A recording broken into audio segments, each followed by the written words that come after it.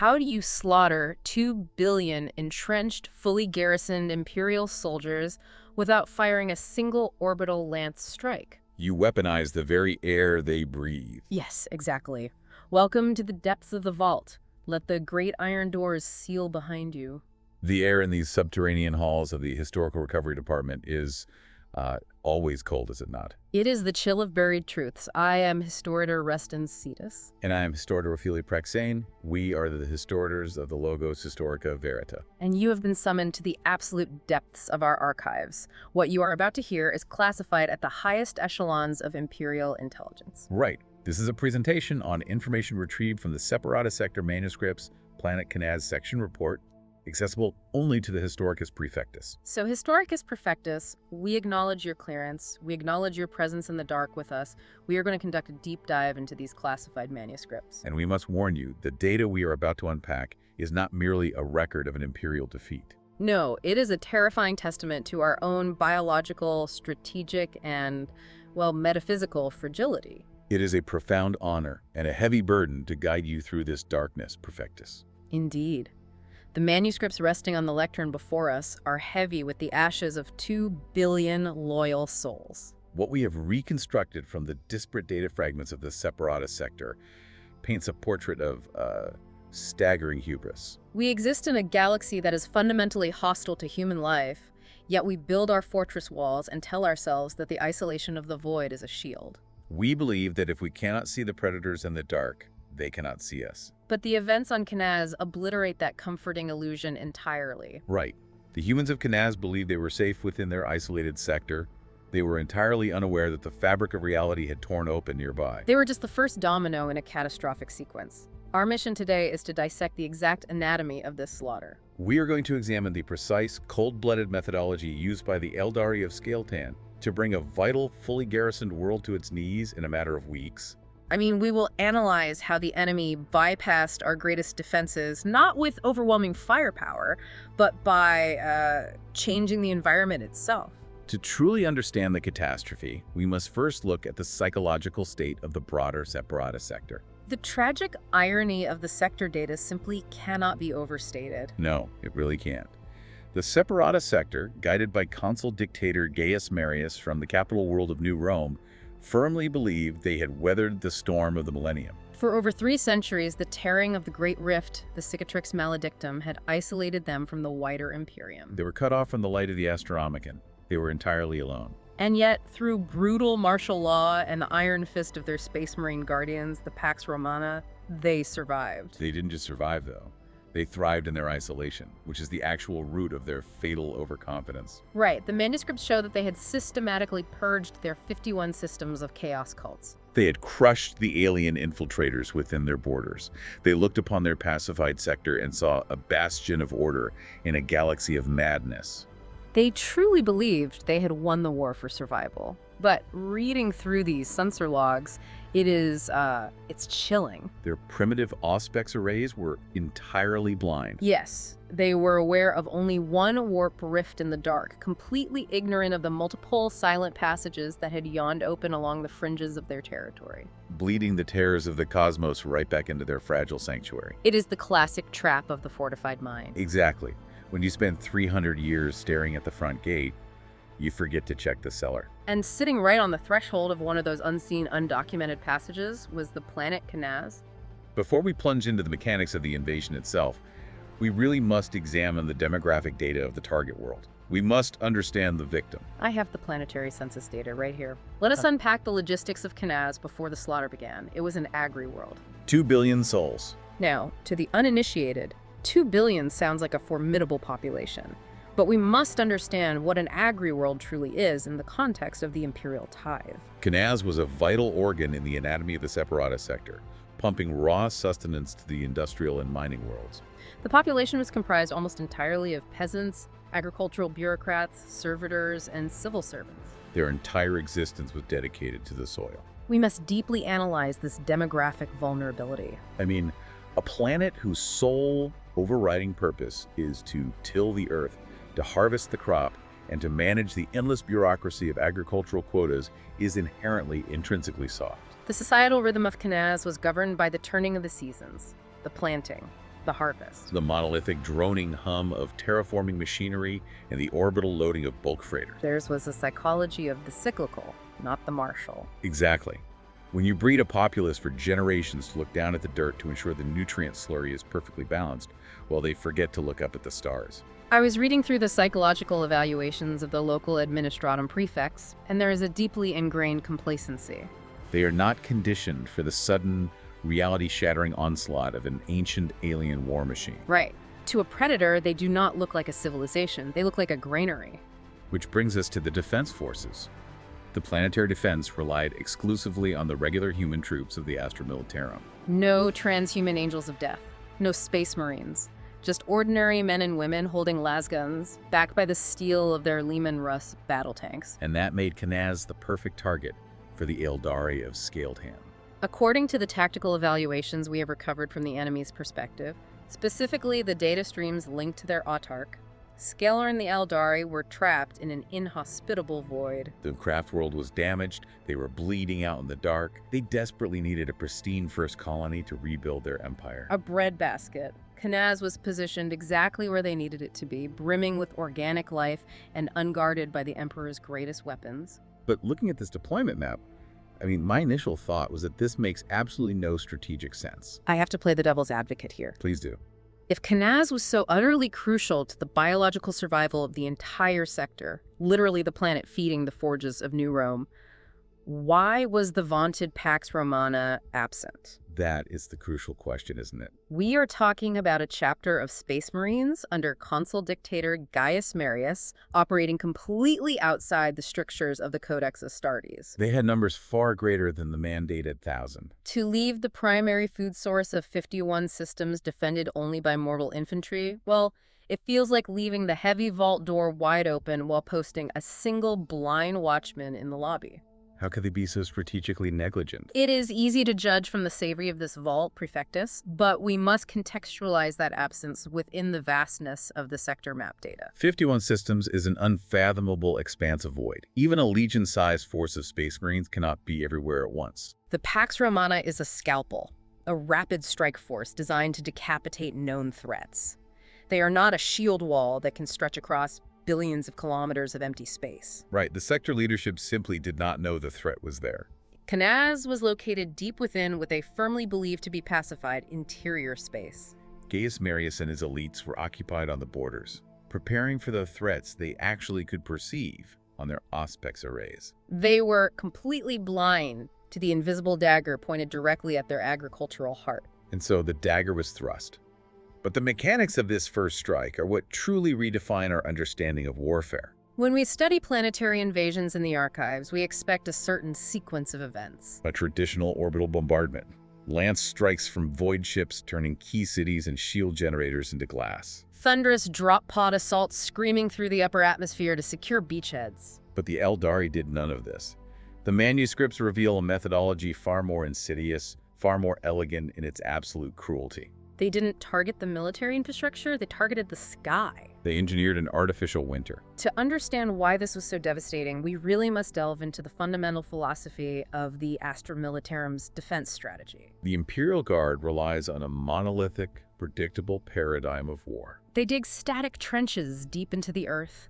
They deploy mechanized infantry supported by heavy, stationary artillery. They set up thermal sensors to scan the horizon for heat signatures. They pour millions of tons of rockcrete to build plasteel bunkers. All of this doctrine, Prefectus, relies entirely on a stable, predictable environment. You cannot hold a trench line if the trench itself becomes a weapon against you. The genius, the terrifying genius of autarch Scael'Tan's strategic evaluation was recognizing this exact blind spot. He identified that human biology, and by extension the human war machine, fails catastrophically in extreme cold. But this wasn't just dropping a few atmospheric processors.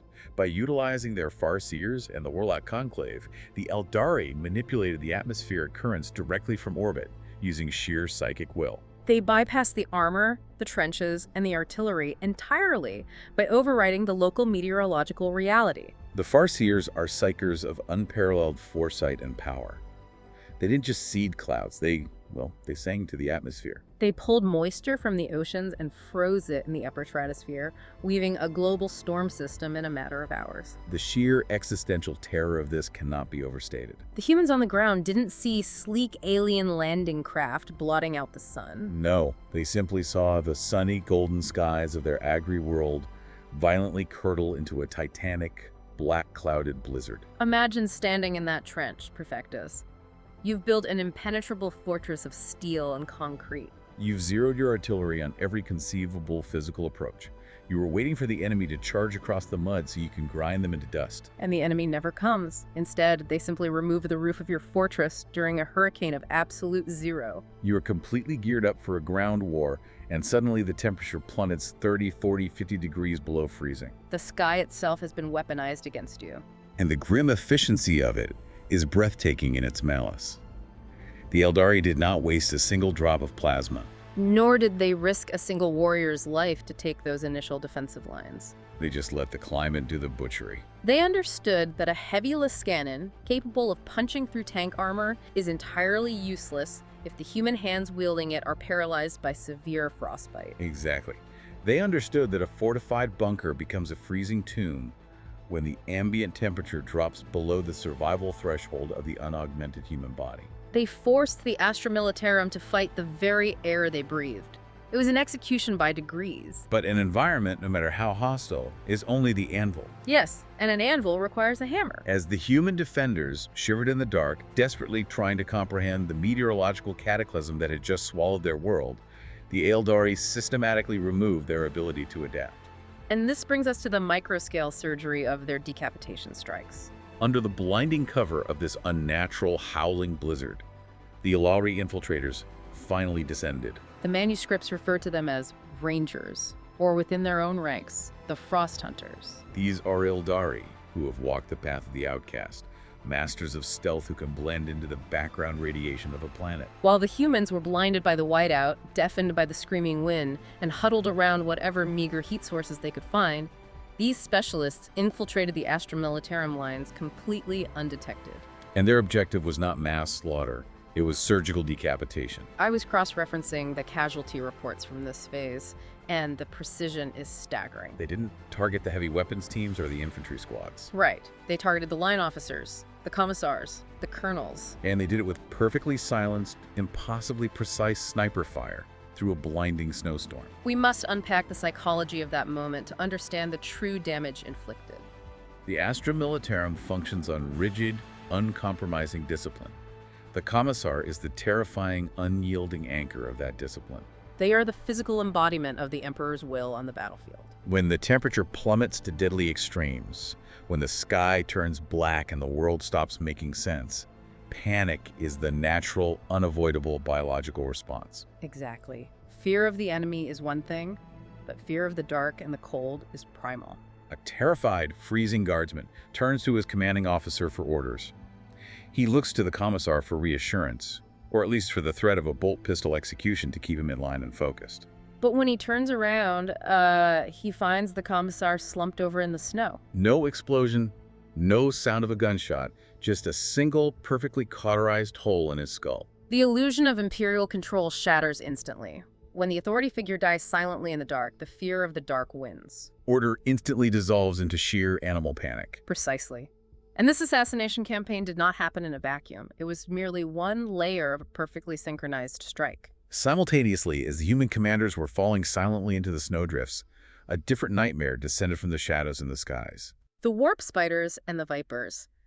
Let's talk about the mechanics of the warp spiders, because it defies all Imperial defensive doctrine. You can put up all the energy shields and razor wire you want, but a warp spider doesn't walk across the battlefield. They utilize a compact warp jump generator. They physically tear a micro-rift in reality, step into the hellscape of the immaterium for a fraction of a second, and step out right behind your lines. They bypassed every single defensive perimeter on Canaz in an instant. And their targets weren't troops. No, their targets were the logistical heartbeat of the defense, the power generators and the Prometheum fuel silos. They systematically dismantled the infrastructure required to generate heat.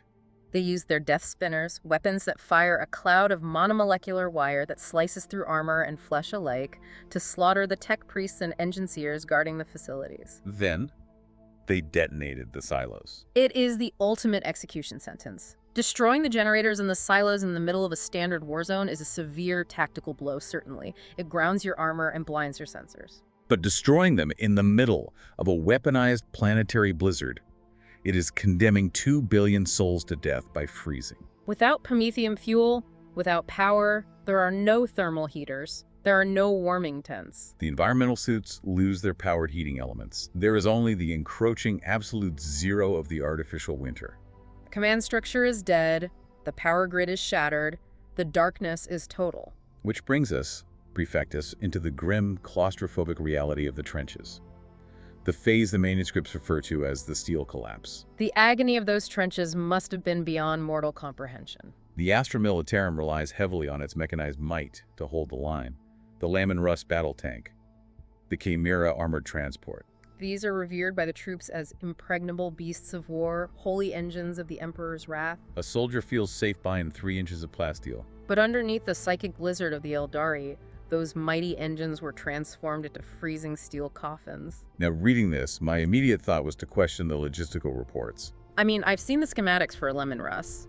The Astra Militarum fields regiments like the Valhallan Ice Warriors who fight on worlds where the ambient temperature is 80 degrees below zero. Right. They have redundant thermal coils. They know how to survive the cold. So why did the armor on Canaz fail so catastrophically? Why the total collapse of resilience? That is the crucial distinction we must make. The cold on Valhalla or Fenris is a thermodynamic reality. It is a lack of thermal energy that can be countered by physics, insulation, and promethium heaters. The cold inflicted upon Canaz was not natural weather. This was an entropic, psychic blizzard. It was designed by ancient alien minds specifically to drain the very heat of life and machinery alike. The Farseers were projecting the metaphysical concept of entropy, the eventual heat death of the universe, onto the mortal plane. It's cold that bypasses physics. The manuscripts detail widespread, catastrophic mechanical failures that shouldn't be possible. The sacred unguents of the machine god, the vital engine fluids that are chemically designed never to freeze, literally turned to solid ice. The heavy tracks of the tanks locked in place, fusing with the frozen mud. The metal of the hulls became so unnaturally cold that to touch it with bare skin was to leave your flesh behind. The tanks became heat sinks, drawing the warmth out of the crews trapped inside them. And we must emphasize the isolation that accompanied this physical degradation. It wasn't just the physical cold. The blizzard was laced with intense psychic static. The Aeldari manipulation of the atmosphere jammed the Vox communication networks entirely. Imagine being locked in a freezer, but the freezer is also a sensory deprivation tank. You are huddled in a trench line. You have no commanding officer. Your tank is a dead block of ice. And because of the psychic static blinding the Vox networks, a platoon entrenched in Sector 4 has absolutely no way of knowing if Sector 5, just a few hundred meters away, is still alive. You are deaf, mute, and blind. The heavy, unnatural snow masks the screams of the dying. The psychic interference masks the distress signals. It creates a state of total sensory and tactical deprivation. War is fundamentally about coordination. Without the Vox, an army is not an army. It is merely a collection of terrified, isolated individuals waiting to die in the dark. The morale of the Astra Militarum, already plummeting from the loss of their officers and the unnatural cold, entered a total freefall. The men and women in those trenches began to suffer severe hypothermia in their own defensive positions. They huddled together in the dark, their las guns practically frozen to their gauntlets, surrounded by the perfectly preserved corpses of their commanders. They couldn't adapt because physics itself was being overwritten.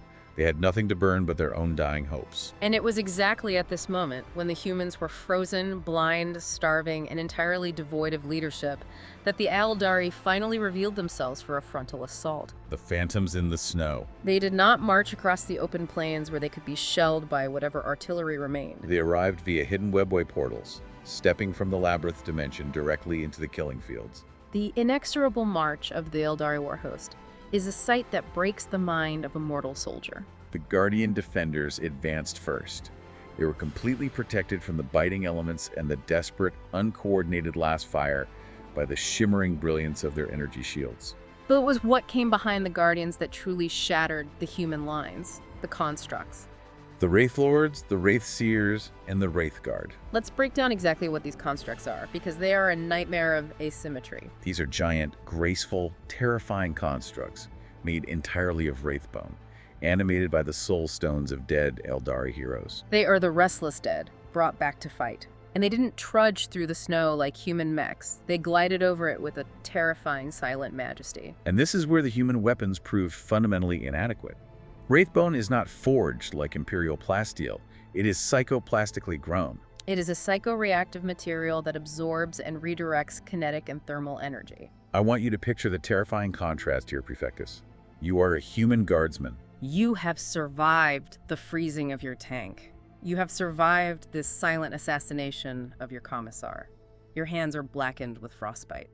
You level your heavy-less cannon, the most powerful infantry weapon you possess, capable of blowing a hole through a bunker, and you fire a high-powered beam of concentrated light and heat at this towering skeletal giant. And the laser merely ricochets. It dissipates harmlessly against the beautiful, terrible glacier blue bone of the Aeldari construct. It's like shining a flashlight into a mirror. The sheer invulnerability of the enemy against the shivering, half-frozen humans is devastating. But the retaliation from those constructs was not merely lethal, it was existentially horrifying. The Wraith Guard were armed with distortion cannons, D-cannons. We must explain the mechanics of these weapons, because they do not function on the principles of conventional ballistics. No, they do not fire explosive shells, they do not burn, they manipulate gravity and the fabric of reality itself. It's not an explosive. Think of reality as a taut piece of fabric. A regular Imperial battle cannon punches a physical hole through that fabric. A D-cannon doesn't punch a hole. It grabs the fabric of reality and violently twists it into a knot, dragging everything on top of the fabric down into the fold. When a Wraith Guard returned fire upon a human trench, it tore open a localized, momentary rift into the immaterium. Whole platoons of the Astra Militarum were not blown apart, they were sucked screaming into the hell dimension of the warp. It is the destruction of the soul, not just the body. To be killed in battle is a soldier's accepted risk. To be vaporized by plasma is quick. But to watch the physical laws of the universe tear open before your eyes, and to see your comrades sucked into a dimension of infinite madness and demonic hunger, well, it is a psychological breaker. It is a calculated display of supreme, almost divine power. It's the equivalent of throwing pebbles at a moving glacier, only for the glacier to suddenly open a maw to hell and swallow you whole. The Aeldari wanted to demonstrate that the human defenses were not just inadequate, they were fundamentally irrelevant. The armor was useless. The weapons were useless. Even the laws of reality could not protect them. And yet, human resilience is a strange, stubborn variable. Despite this overwhelming despair, the archives record one final, desperate attempt by the Astra Militarum to counterattack. The human instinct to fight back, even when entirely devoid of hope, is something even Autarch Scael'Tan had to address. And address it he did, with the sudden escalation of violence that brings us to the climax of the slaughter. The Aeldari strategy shifted dramatically. The cold, distant execution, the silent assassinations, the slow freezing, that was merely the setup. When the humans finally rallied their surviving armor and infantry for a last, desperate push to break out of the trench lines, the Aeldari dropped the scalpel and picked up the executioner's axe. The mechanized cavalry arrived. The anti-grav falcons and wave serpents swept low over the frozen trenches, and they didn't just bombard from afar. They hovered directly over the surviving human lines and unleashed the striking scorpions. After weeks of freezing at a distance, we see a sudden, hyper-violent transition to intimate melee combat.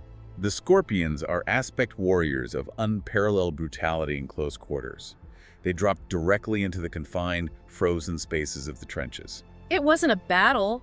It was an absolute massacre in the mud and ice, butchering the shivering humans with roaring chainswords and the lethal plasma bites of their mandiblasters. Simultaneously, the Shining Spears, the Aeldari jet-bike cavalry, descended from the artificial night like bolts of white lightning. They targeted the few surviving human tanks that had miraculously managed to thaw their engines. With their laser lances, they pierced the weakened, temperature-stressed armor of the Laman Rust tanks with contemptuous ease, detonating the armored columns before the humans could even form a coherent firing line. But all of this perfectus, all of this mechanized slaughter was merely the prologue to the true horror. It was the clearing of the stage.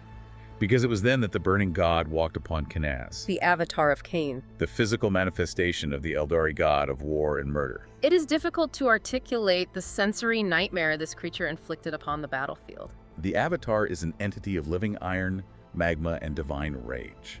Its mere presence defies the laws of physics. In a world that the Aeldari had purposefully, meticulously cooled to absolute zero, a walking furnace of divine heat suddenly appeared. The juxtaposition is staggering. I was reading the fragmented Vox logs and the final, corrupted picked captures of its arrival. The blinding, endless white of the blizzard was suddenly pierced by an agonizing, blinding heat. As the Avatar marched, the frozen earth beneath its iron feet didn't just melt. The snow and ice instantly flashed into dense, superheated steam. Human soldiers who'd been dying of hypothermia moments before were suddenly caught in localized steam explosions, being cooked alive in their own armor by the radiating waves of fusion heat. Class steel barricades sagged and turned to slag just from its proximity. And its weapon, the Wailing Doom, a massive blade forged from the essence of a dying star. It cleaved through the heaviest lemon tanks as if they were made of damp parchment. The Avatar did not just kill, it unmade the human line. We must pause to observe the sheer poetic cruelty of the Aeldari strategy here. When I synthesized the timelines of the invasion, the malice became clear. First, they weaponize the heavens to freeze the world.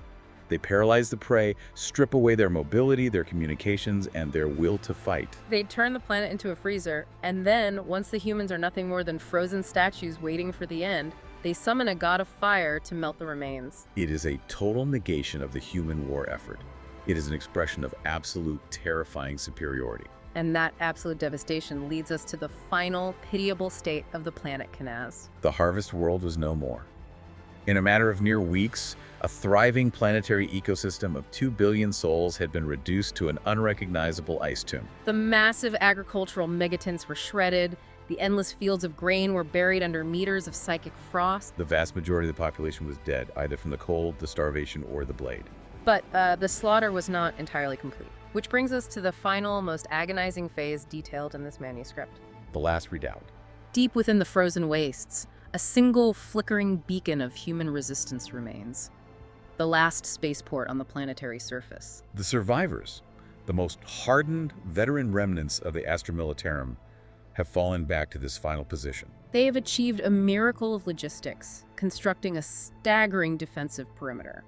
A 40-kilometer-long complex of trenches and bunkers. They have established 3 distinct, overlapping defensive lines. They have brought the last functioning void shields online, and they have massed every surviving piece of armor they possess. A 40-kilometer defensive line.